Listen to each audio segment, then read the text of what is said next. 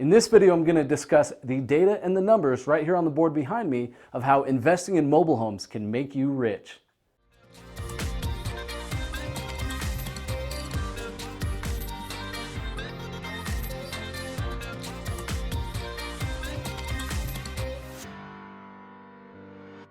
If this is the very first video that you've ever seen on my channel and you're interested in mobile home investing, I highly suggest you go back and watch this video right here. Here's the thumbnail of how it looks. It's the first video that I did explaining this actual case study, and I do a walkthrough of the home.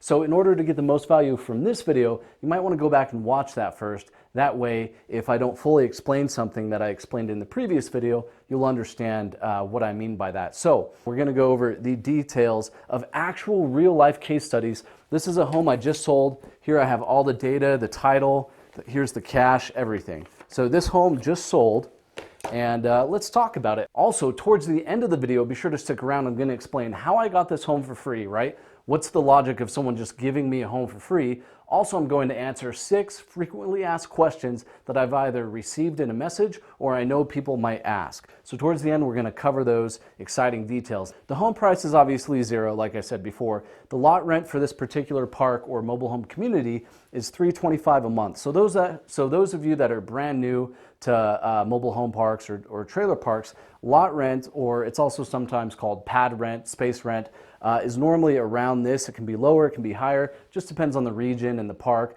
But what this is this is the payment. This is the payment that never goes away. It's the actual rental price for the land that the mobile home sits on, right? So the park owner owns the land, and then individuals or investors like myself own the homes and sell the homes, right? So there's several different payments going on here. So lot rent is simply just the real estate that the mobile home sits on.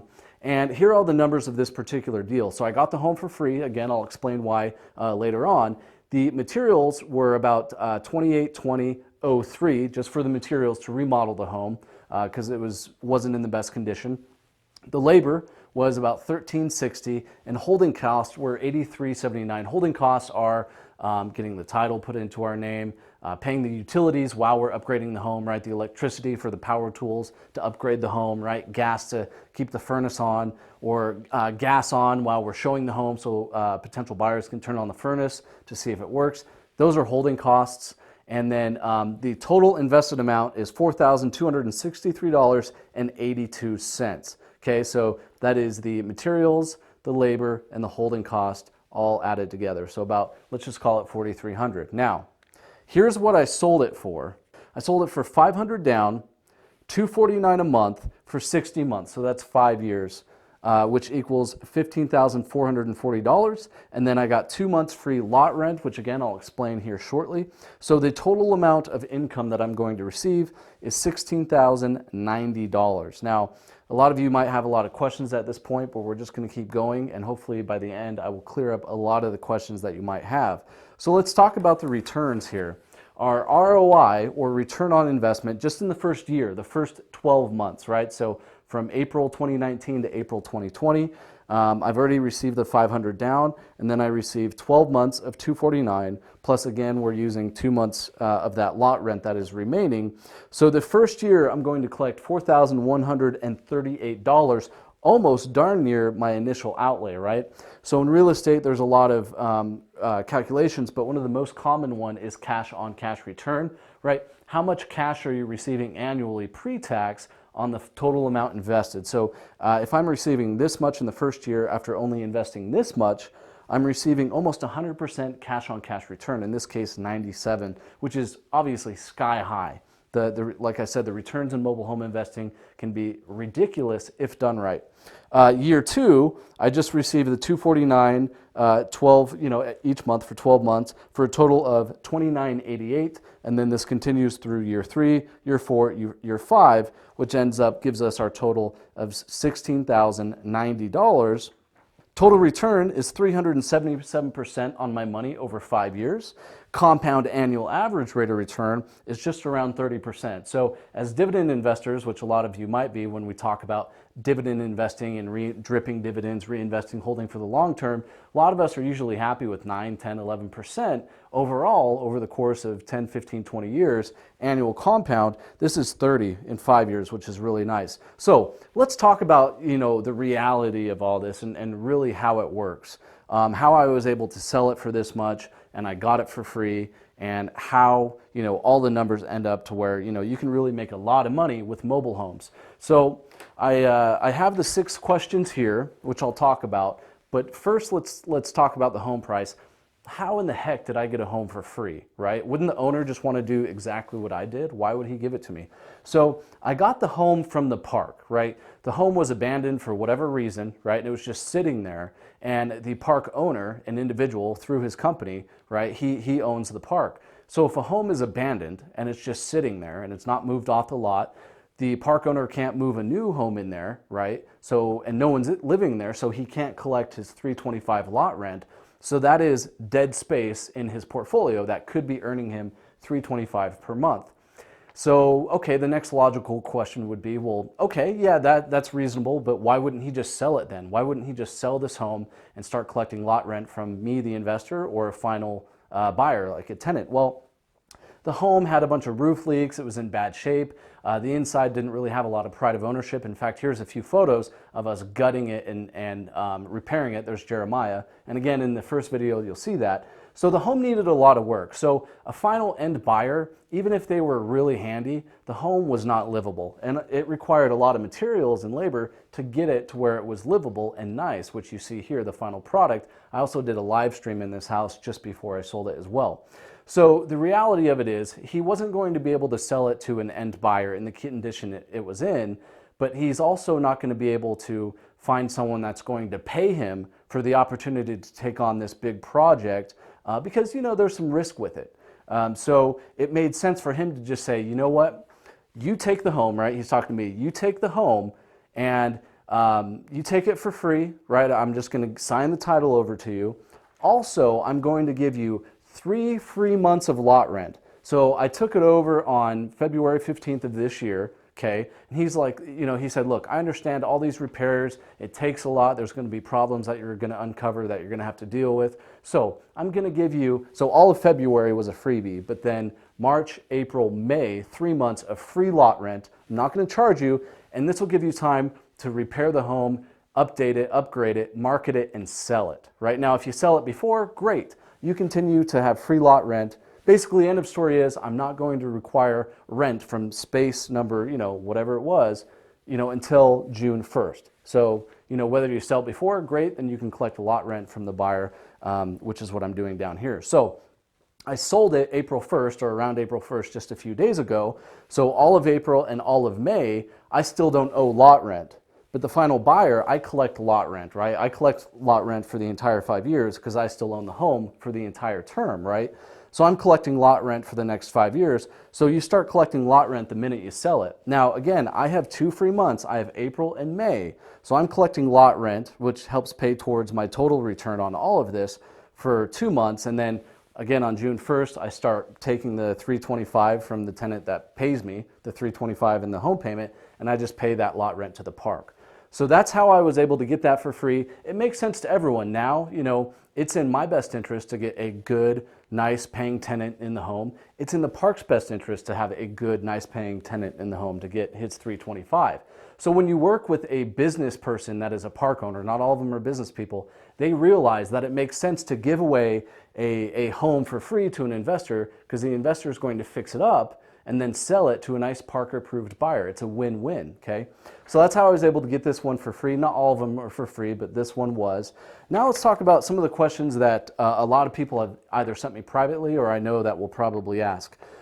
Why wouldn't the park just do what you did, right? Why wouldn't the park do that? Well, some do, right? Some parks have their own remodel crew and they remodel them, and then they sell them. So some parks do. A lot of parks don't though, right? For instance, this park, this gentleman just owns the land. He owns the entire community. He doesn't want to remodel. He doesn't want to do any of that. He simply just wants to collect a check at the end of the month, right? And so again, he's not in the business of remodeling and selling, he's in the business of owning land. So that's why, in this case, he didn't want anything to do with this. Another one is, okay, it seems like you're making a killing off of this. Why wouldn't the buyer just go get a mortgage? Well, they can't because banks don't lend on mobile homes. Very rarely do they, unless the person has a lot of other assets that they can use as collateral. The reason they don't lend, the reason you can't get a mortgage on a mobile home is because it's not real estate. It's considered personal property. Again, the real estate is the lot, which no one ever owns except for the park owner. So that's why someone can't go out and get a traditional mortgage.